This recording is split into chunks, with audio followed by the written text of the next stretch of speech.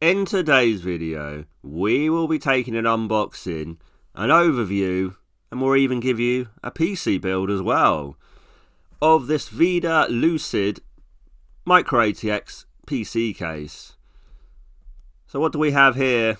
Basically, we've got one of those sort of flip cases, or maybe if you're building your own PC, like a very budget PC case, which has got the typical 3 fans at the front, 3 RGB fans, with the one at the back, 1 RGB fan at the back.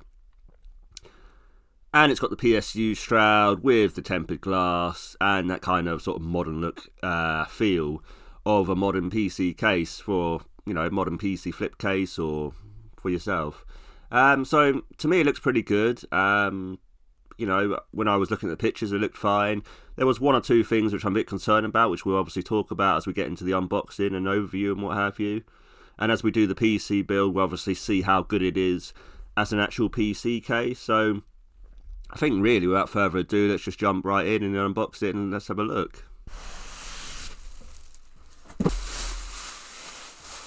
So just before we go into the overview, obviously here's the case, but this is actually a used case. Now I actually bought this for £35 used, although the new price is £40 on Amazon currently.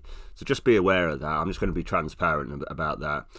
I didn't really want to pay the full £40 for this, so I saved a fiver, so not too bad. Obviously it is used, so there is potentially things which might be maybe a little bit different to if you were buying new. The condition is obviously going to be a little bit different, but it's still the same case, so it's fine. So as I said in my previous video, we're going to have a little bit different to the videos. The overview is going to be fairly quick. Then we're going to jump into that PC build, and then the third thing is going to be sort of talking about the positives and negatives of the case overall and how the PC build went and everything. Now, I have got a bit of a cold, so you're just going to have to try and bear with me at the moment, and I do apologise about that, but we've got to just try and continue on and keep going. So at the front of the case, we do have those 3 RGB fans, which are 12 centimetres, or the 120 millimetres in size. So this front is a little bit different. It's kind of got... Well, there's actually quite a lot of condensation on there. But it's kind of got like a glass here at the front, although it's not fully closed off because there is actually like a gap here, but I suppose that's to obviously let air through, so that kind of makes sense, I guess. And then we do have the 3 fans at the front there, which are RGB fans, and as I do the PC build, once I do the PC build, I'll show you that towards the end of the video of them all lighting up. As I said, we're going to have to go fairly quickly through this, so we're not going to go too much into detail. Two fans can be placed at the top here, which are both the 120mm ones, so there's no 140mm support for fans in this case at all, just so you know. And again, a pretty standard layout with your power button there, your USB 3 ports, 2 USB 2 ports, which again on a budget PC case we're kind of accepting, but not great. Microphone, headphone jack, and then the reset button, which I assume you can be able to change the colours of the fans with that reset button, but we'll see as we get into that build. And at the back here, pretty standard. As you can see, there's actually one PCI blanking plate missing, but again, this is a used case, so you're going to get that. I assume there is some kind of blanking bit there as well, but it's not here at the moment, but it's probably in the case. Again, pretty standard, just the one 120mm fan, which is RGB fan, it's populated, and then just a pretty standard layout. It's Micro ATX, so remember you're only going to get 4 PCI slots, so just be aware of that. And obviously ATX motherboards won't be accepted in this case. So again, as I kind of say with most PC cases that are the sort of at the budget end, it's all about the cable management, isn't it? So let's just take a look. It could be quite bad because I was looking at pictures and I was a bit concerned. And actually, to be fair, actually I think it's okay. This is the as I said, this is the Vida Lucid, which I've not heard of this brand before, so I was a little bit concerned that we're going to have quite bad cable management here, but this actually looks pretty standard for what you kind of see in most budget cases, actually, the amount of space at the back here. certainly enough space. Probably not going to be able to see it on camera very well, but there's enough space to run your 8-pin EPS cable for your CPU power. So that should be fine.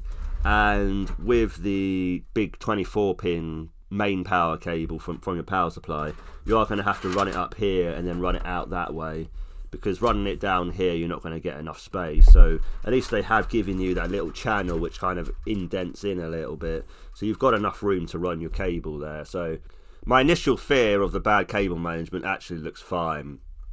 I think this is doable. It's not loads of space, but it's doable.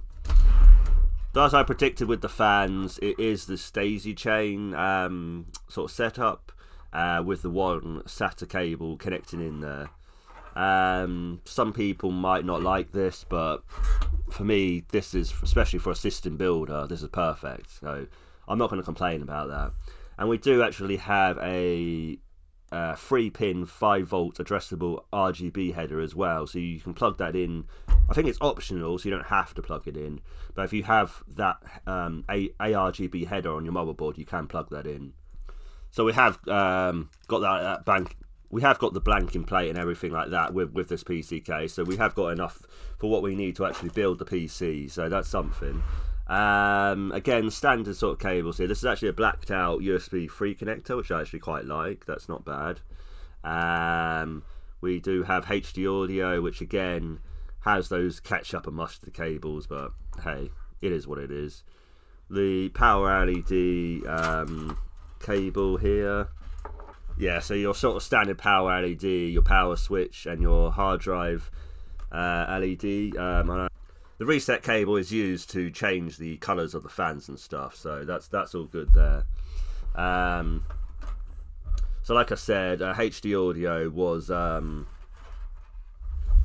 sort of like that ketchup and mustard cable at the end, but again, we don't really care too much about that. We can kind of let that go.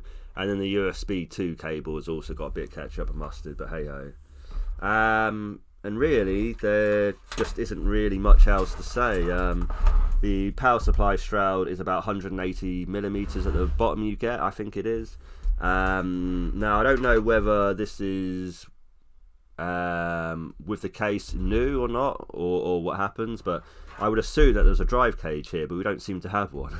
And yeah, looking at the bottom here, we don't seem to have the hard drive cage in the actual case at all. So I don't know whether there was no hard drive cage at all with this case, and I'll put it below if there is. So in terms of SSD mounts, pretty much you haven't really got any. It's a bit odd. Really, you could actually put one behind here if you want to, and just stick a bit of Velcro on it, and that's fine.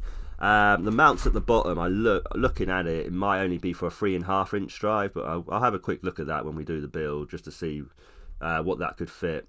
I'm pretty sure there was actually a hard drive cage with it, but obviously this one hasn't come with it, because like I said, it's used, so that's one of the downsides to buying used, but it is what it is. But overall, I think you've kind of seen enough of the back there. So with the glass, it is that traditional style with the 4 screws at each corner, and then you take it off. So I would put the glass down when you're taking it off. So inside we actually get plenty of room for installing all your components and installing big CPU tower coolers. They can go up to 160mm for your CPU tower cooler, and for your graphics card you can get up to 330mm or sort of 13 inches. So really you should have no problems with compatibility in this case, really. The only thing I would say is maybe for the very big sort of 40 series cards, they might stick out a little bit, and so width-wise you might be more in trouble rather than length-wise, if you know what I mean. But certainly with any 30 series card you're going to be absolutely fine, because they're fairly small, so they're not fairly wide, so they're going to be fine. Hopefully you can see that, but all the case fans inside are branded with that V, for that Vida sort of brand, so whether you like that or not, I don't know. I mean, that might put people off, but again, I don't think it's a major point, which is a major issue. So that's fine. I do like the closed off power supply shroud. That's a big positive here. They've obviously thought about the sort of budget PCs that are going to be put in here, so having that all closed off right here is really good. So I think that's a really good thumbs up there from that side. You have your standard 6 standoffs where you would normally install a motherboard. How you'd normally install the motherboard into like the sort of default sort of micro ATX setting, although you can actually add the 2 extra here if you have a bit of a longer motherboard, like a longer micro ATX motherboard. But for most people that's going to be enough space. Plus as well, they have actually given you enough room here for 2 different sets of cables, so you will, even if you've got an extended motherboard, you will be able to fit that in with routing your cables behind the motherboard tray. So again, that's good thinking. So for a new manufacturer, these sort of little things are actually quite good, and I'm actually fairly happy with this case so far. So at the moment it's a thumbs up, and hopefully we're going to carry that on when we actually do the PC build. Yeah, like I said, there's only 2 fans at the top that you can get, which are 120mm fans. Now, in terms of radiator support, I think you can get a 240 at the front. I'm not sure about the 360 at the front. And I think you're going to struggle getting even a 240 at the top, to be honest. So I would say radiator support is kind of just totally out with this case, if I'm being really honest.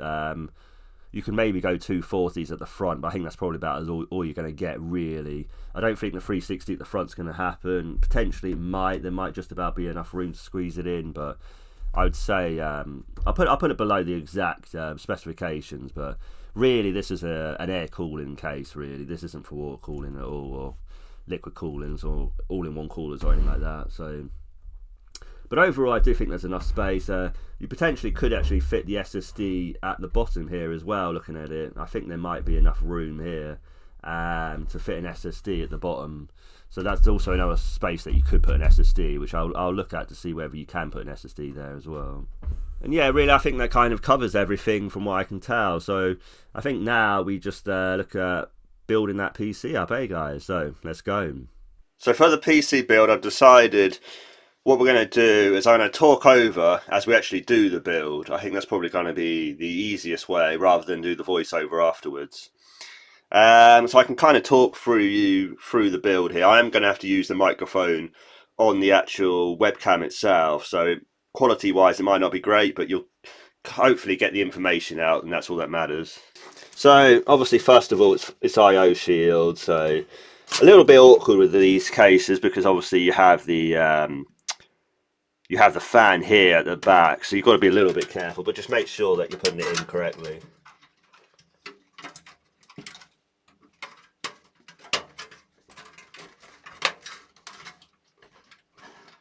Little bit awkward, but I think we've got there. So here with this motherboard we're actually using, hopefully you can see that, this is the Arctic Freezer 36, so quite a nice little CPU cooler. So what I want to do is, this is a 160 millimeter CPU cooler in height. So basically I want to see whether this actually will fit in this case or not. So we'll lower the motherboard in.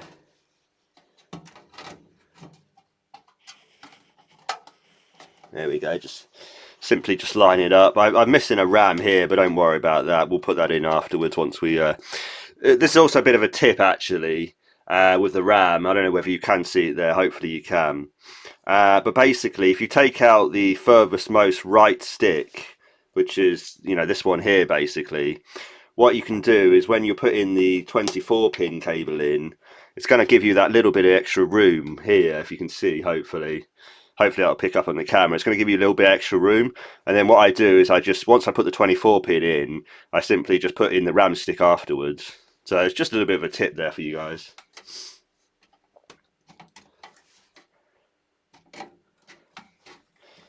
So I think we're seated in there.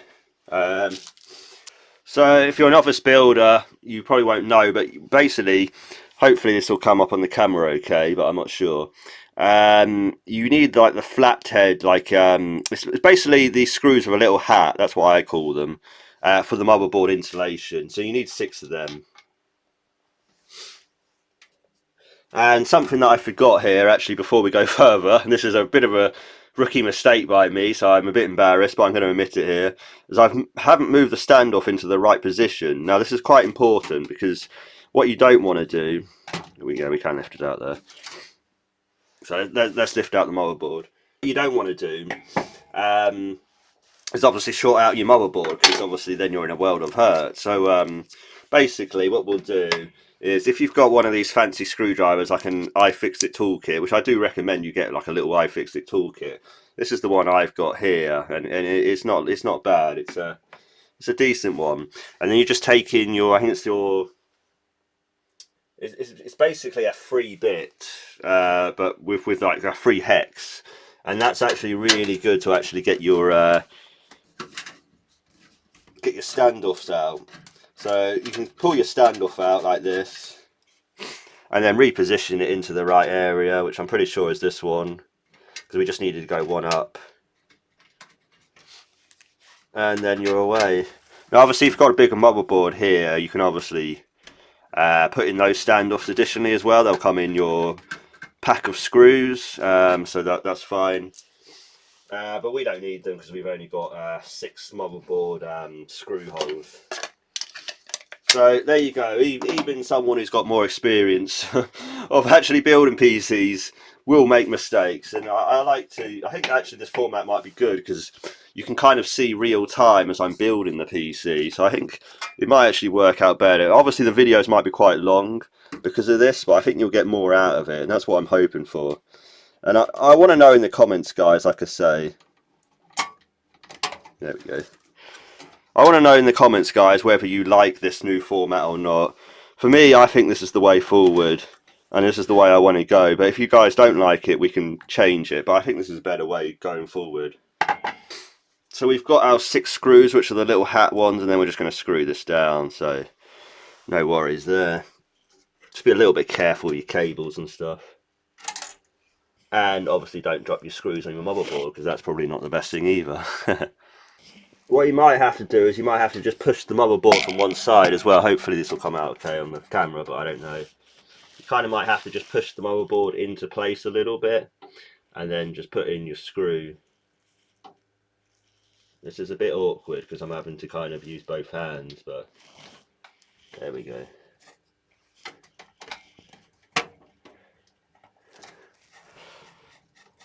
What I recommend is go around loosely with the screws to make sure they all go in,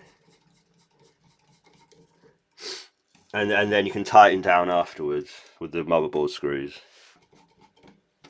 And I'll admit I've made another rookie mistake, and I've not thought about things, and I haven't taken out this PCI blanking shield thing, so we can take that out. Thankfully there's no sort of things on the motherboard, there's no capacitors on the motherboard or anything around that area, so we can kind of get away with it a little bit. But this is one of those annoying ones where you've got to kind of this is one of those annoying ones where you've got to kind of twist it and get it off, so we'll give it a go now.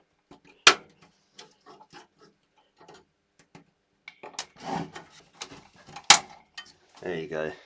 So what I like to do now is go onto the back side, and then we'll get that power supply installed. We're using the CV450 from Corsair. So what I might do as well is I might just show you the hard drive installation, stuff like that, but let's just get the power supply in, I think, first.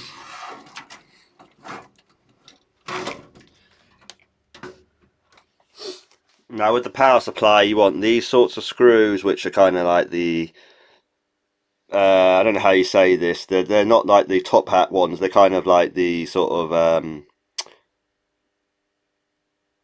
how do you call it, like they're kind of like the big top ones, but they're basically like the standard screws that you put in for PSUs and hard drives and what have you. With the power supply I would just put in one screw in loosely, hopefully you can see that, and then just make sure that you line them all up as you go along.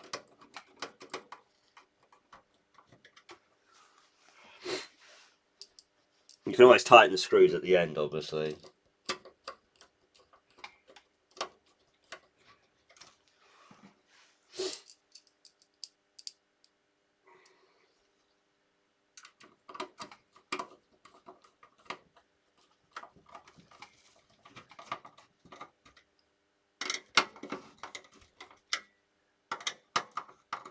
and it's always fan side down always. I always go with that anyway, so it works and it's fine. So that's what I do. So then you want to take your CPU cable, feed it up into the top there. Hopefully you can see that down a little bit, so you can feed it up to here. There we go. Just about enough space, as I was saying. Bit tight at the back, I will admit. A bit tight at the back with this motherboard, but with this case. But we've got enough room there just to kind of fit in that cable enough there into the back there. So we're okay. It will cable manage fine. Now the big 24 pin is a bit of a problem. I'm not going to lie. That's a bit of an issue here with this case, but we shouldn't be too bad. We should be able to get away with it. So you want to keep this as flat as possible. We've got plenty of room actually at the bottom, so we can actually keep things fairly tidy down there. And then you just want to route it up to about here, because your cable, your connector is going to be around there. So I'd route it up to this one. Just put that down there. You can obviously tidy up the cables here, because there's cable ties here, which we might take off these cable ties and reroute this actually, I think. This is actually from the previous owner, obviously, who's done this. But I think we'll probably take these off actually now. Just take some side clippers or something, and we'll just take those off. Just be careful you don't go into the actual cable itself, though. There we go.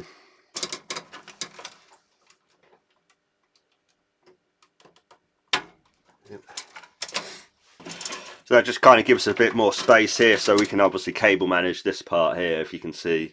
This cable we're not going to need. This is the ARGB header. We're not going to need that. I'd probably just tuck that out at the side here at the top. Personally, just try and get it out of the way a little bit. We're not going to need that, so we can just tuck it down the sides and what have you. Again, with cable management, just generally tuck things down sides, tuck things out the way. Like this SATA cable here, we've got two main power SATA cables here. We certainly don't need one of them, so that can go down just there. So it just tucks down into the bottom chamber there quite comfortably. Oh, actually we can change that, because we've got Molex ones here, so we don't want the Molex, that's for sure. So we're going to put the Molex ones down into that little sort of chamber area, the power supply shroud chamber area. Now normally, like I said, you would actually have a hard drive cage, but we haven't got it with this case, unfortunately, because we brought used. But you would have one here, so you can just fit the cables down the side, to the right hand side of your cable hard drive cage. So first of all, we're going to need to connect our SATA for our fans. So it looks like, unfortunately, I'm not going to be able to install any hard drives or any SSDs in here, because the cage is missing. So that's really actually quite annoying. Now, I'm obviously using an NVMe, so I can get away with it here. But what we will try and do is on the power supply shroud, we'll try and see if we can fit one there. But for now, let's connect up the fans, power for the fans. So again, just match up where the little notches on your SATA cable here to there, and simply slots in. And again, just try and cable manage as best as you can. Stuff it down there, it's all good.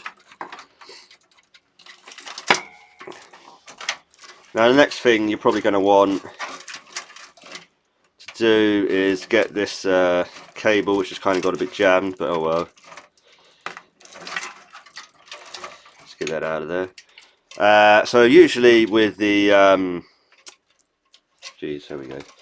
Usually with the PCIe power cables from the power supply, I usually just route them up through the little hole here at the side there.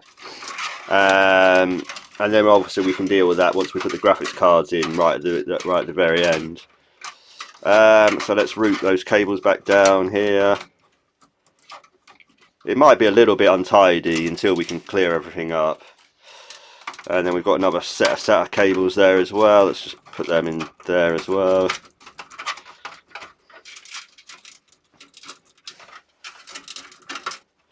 So everything's kind of just about got a home now. Now with these, with all your front panel connectors, HD audio hopefully will go down there, which I think it actually will in this case, so that's good. Some cases you can't actually get the HD audio down the side of the power supply, so that's annoying. Now the USB 2 should be able to go into there. Yep, we've got that there. The USB 3 cable, usually I put the USB 3 cable up through here into where the main 24 pin is, and I just kind of like twist it round a little bit like that and then tuck it into the side. And then our noodly cables for your power LED and power switch and everything can obviously just go up there as well.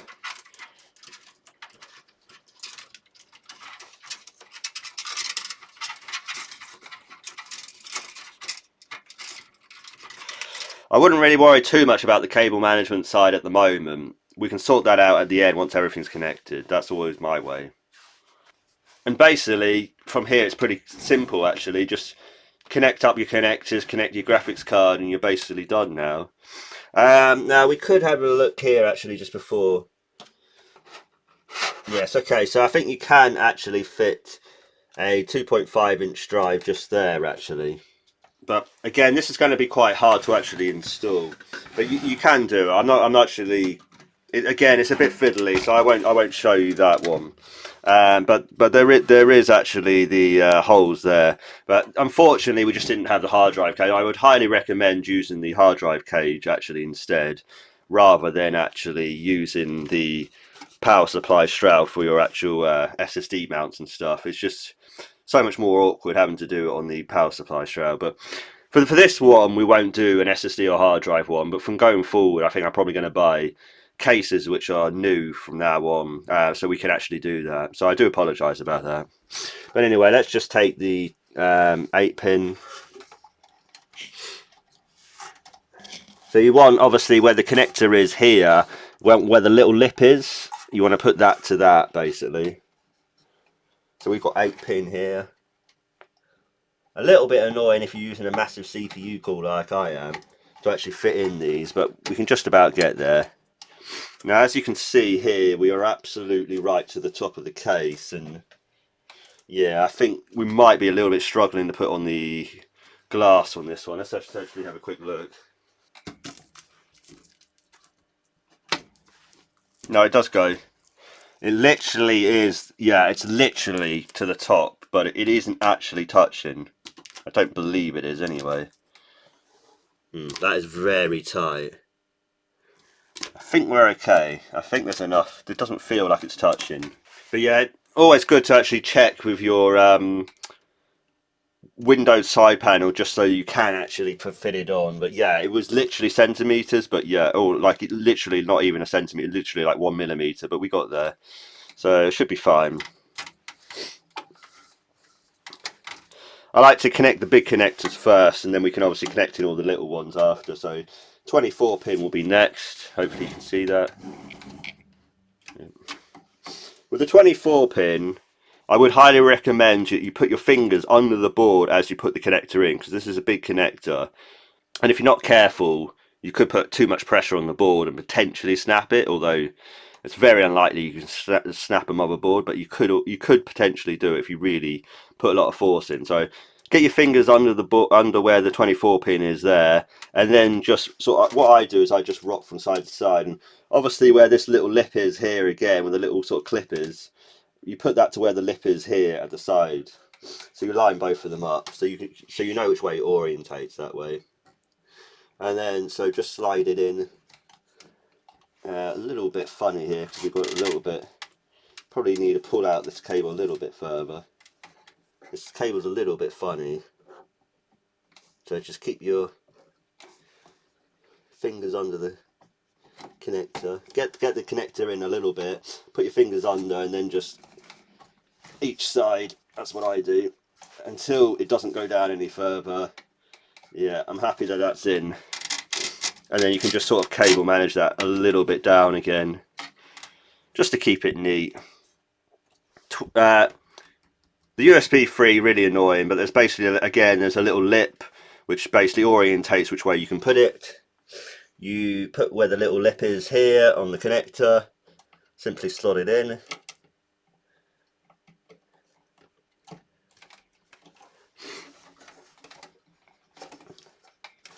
And there we go. That one's in, but again, I don't like the USB 3 connector, but hey, it is what it is. So we have HD audio. This again is keyed. Everything's keyed on a motherboard. It's just there's one pin missing, and you just put that to where the pin is missing on the motherboard, basically. So it is actually really nice that they do this with, you know, modern motherboards nowadays are all kind of keyed and everything's kind of nice and simple. And to be fair, building a PC is actually very straightforward nowadays. There's nothing really to it. So again, this one's keyed. As you can see, there's one pin missing there. I just need to match that to where the pin is missing on the actual header. So that one will be there. And that goes down nice and easy.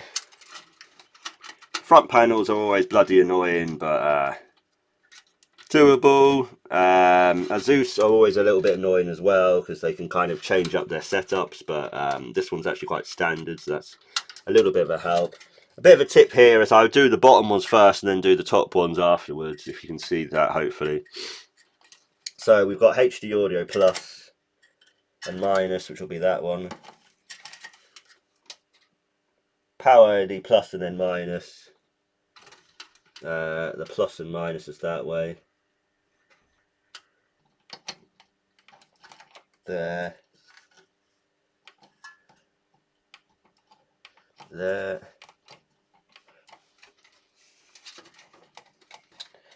And then power button just looks to be those two there. So the power switch can actually go any way you want. It doesn't make a difference because it's a switch, so it's not an LED. It doesn't need a positive and negative.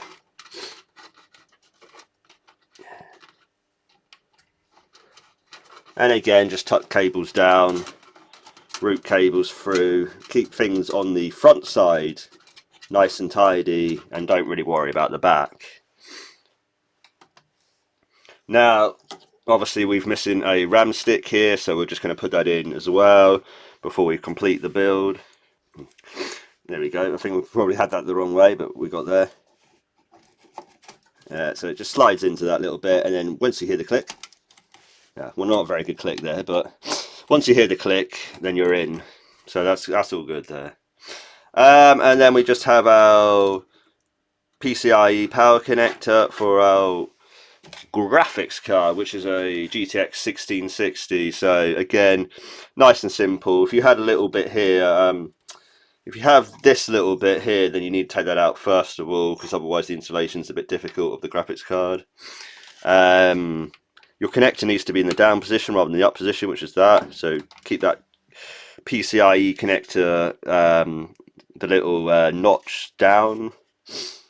Nice and slowly put your graphics card to the very left hand side, line it all up. Again, this is going to be difficult because on camera and what have you. So basically just line up where the pins are exactly, and then just push firmly. There it is, and then you hear the little click and you're in. Now this cooler is actually very, very close to that graphics card, but there is just about enough clearance there. And then again, I use anyway the sort of like hard drive or the PSU type screws to fix the graphics card down. You don't have to use 2 screws, but I just generally use 2 screws here. So we're all good. Another tip is if you want to just move the card so that the connectors aren't like right at the very top of the case, because otherwise potentially you might short something out if you're not careful with the connectors. So keep the connectors into the middle of where the bracket is, if you kind of understand what I mean there. So this one that they've given me here might not even be correct, because this is again a used case, so some of this might not actually be right. I think someone swapped this out.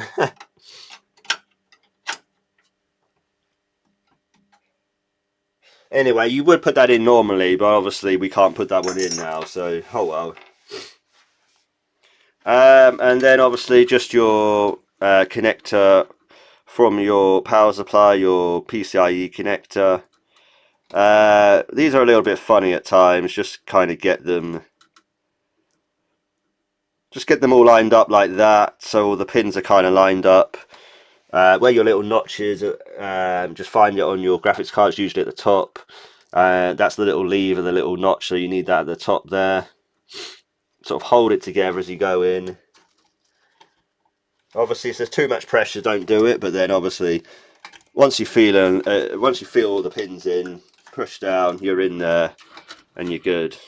So yeah, actually I forgot, just there is one more point that I wanted to go through is obviously the cable management side of how to kind of cable manage this now that we've got a complete build. Probably at this point I would actually just test it, although for the video I'm probably actually just going to skip the testing bit, because I do know that the hardware actually works, so we shouldn't have a problem when we switch it on. But probably at this point I would test it before I finish off the cable management. But let's just finish off the cable management here and then we'll move on. So usually I use these either tiny sort of cable ties, or I do have a set. Well, yes, I do have a separate sort of bigger cable ties. I think actually for the 24 pin one we'll use the bigger cable ties. These are just a little bit longer and bigger and what have you. So for this area I think we will do that. Again, we're not using, if you're not using actually a SSD or hard drive and you haven't got the cage in here, it should actually be pretty simple to cable manage, because you can literally do what I've done. A little bit cheating, but again, I don't want to spend ages putting a PC together, so a lot of the time I will just dump things into the power supply straight out and be done with it. Probably not the most best way, but it does its job. I mean, actually, there's actually quite a good cable routes here. We could even pull it right across to here and then actually cable manage there, which I think is actually more preferable looking at it now.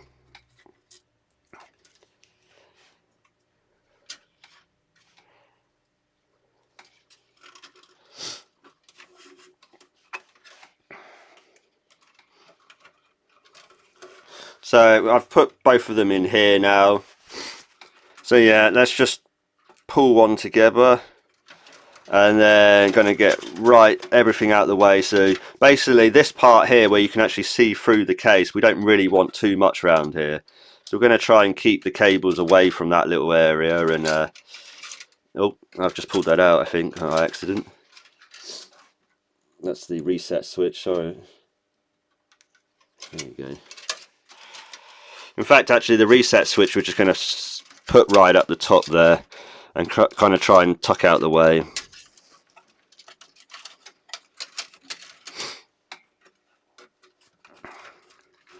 So as we say, just there, put it in, get right over to this side. We're not in the way there of anything. Everything can kind of tuck down into the bottom there. And there we go.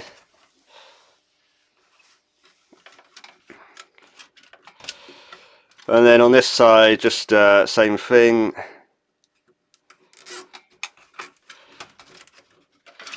Gonna try and make sure that the cables aren't showing too much from the front, obviously. We might have to cable manage that bit as well, just to make it a little bit tidier, but again, not really much of a problem there. And as we got, there we go. So we're actually decent there. You could go to town and actually really cable manage this to town if you wanted to, but I'm not going to bother. Again, it's a cheap case, and I don't think really many people really care too much about this, especially at this budget end. Yeah, and we'll just basically just cut off the excess here. Obviously be careful you don't go into a cable, because you're in a world of hurt. But yeah, there we go. Now hopefully it all fits in and we're all good. So again, just a little bit of pushing the cables down, but not too much. Actually, we're comfortable here. We're really comfortable, actually. This is actually, surprisingly, for a budget PC case, this is surprisingly a good amount of room that we've had here. And then obviously just slot in your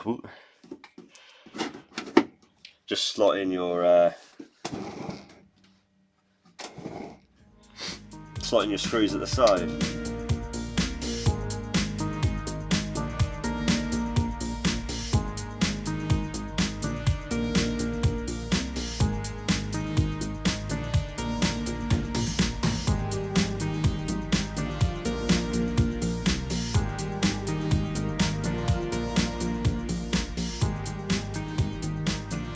here's a completed build, guys.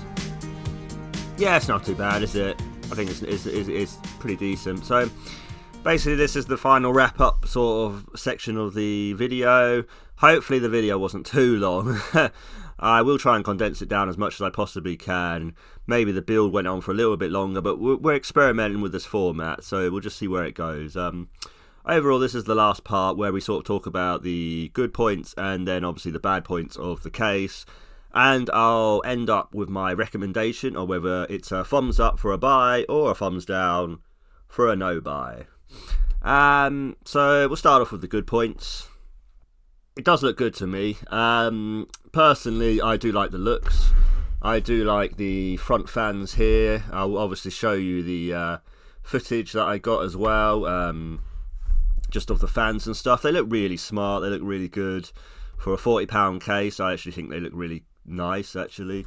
They actually, the colours and stuff look really quite good. Hopefully it comes up on the camera quite well.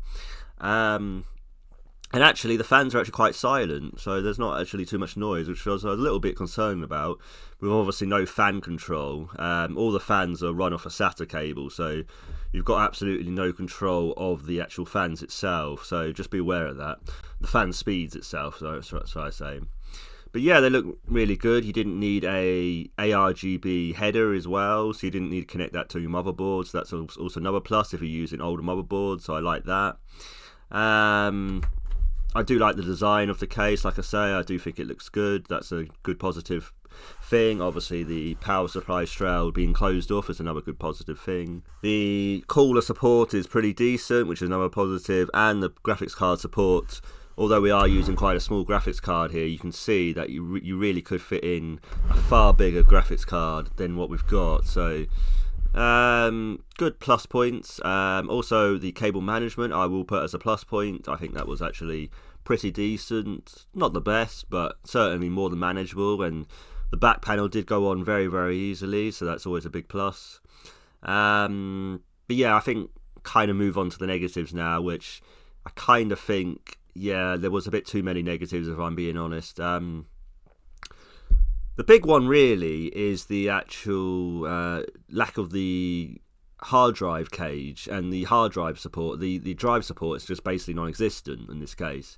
Now I did actually at a later point, although I didn't record it, I did notice that you can actually put an SSD at the very far end at the top there if you put it behind the motherboard tray, so you can actually fit one SSD in there.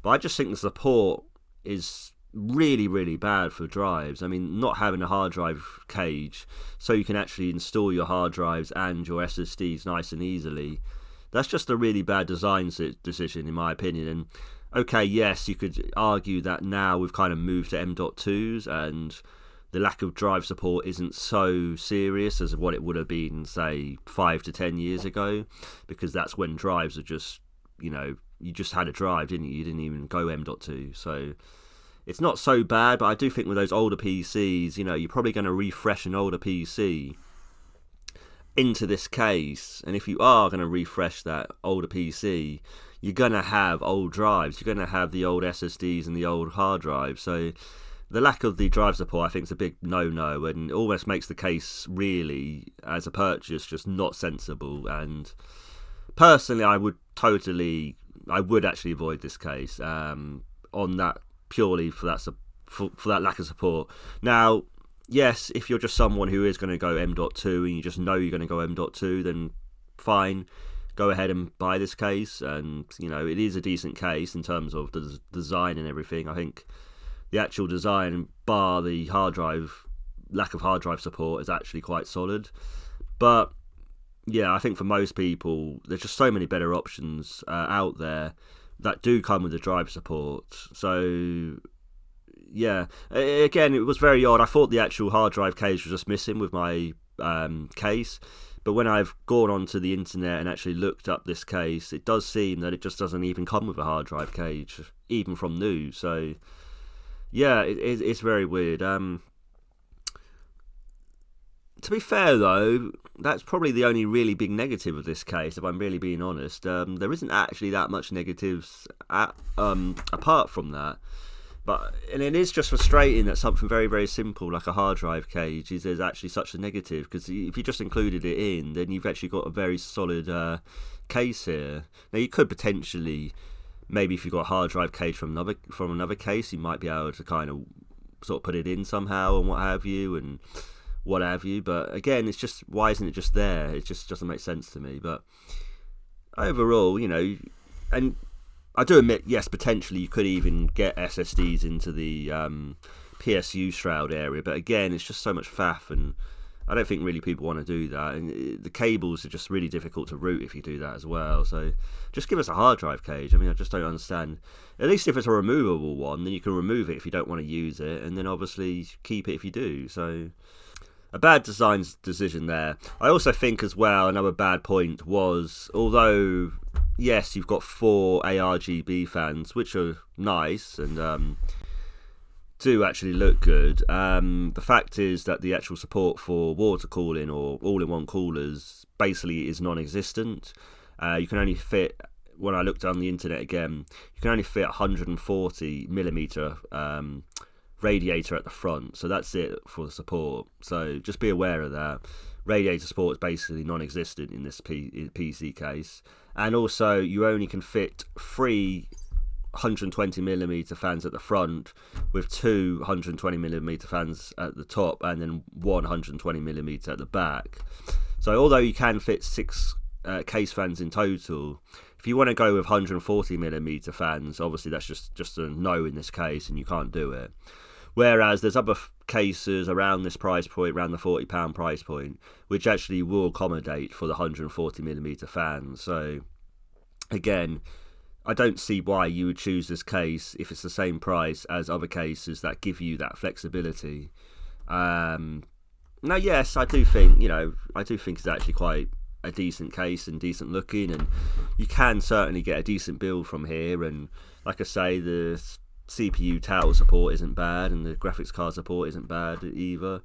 And it was, if I'm being honest, it was actually quite a simple build. And obviously the big plus was actually the cable management side. Like I said, it was pretty solid in that sense, and there wasn't really any hiccups there, and nothing really kind of got in my way in terms of building the PC up and what have you. So overall, I'm pretty happy with it. As a build, you could certainly do it, and you could certainly have this as a case if you wanted to. But again, I just think there are so many better options now out there at the same price point. That's the big thing. Now, yes, if you got this for like £25-30 this case, then of course that's a bargain and go for it. But at £40, you're competing with too many good cases there, and this just falls short. So overall, no, this is a non-recommendation. A thumbs down from me. I would avoid personally. Let me know in the comments what you think. Do you like the design? Do you like the case?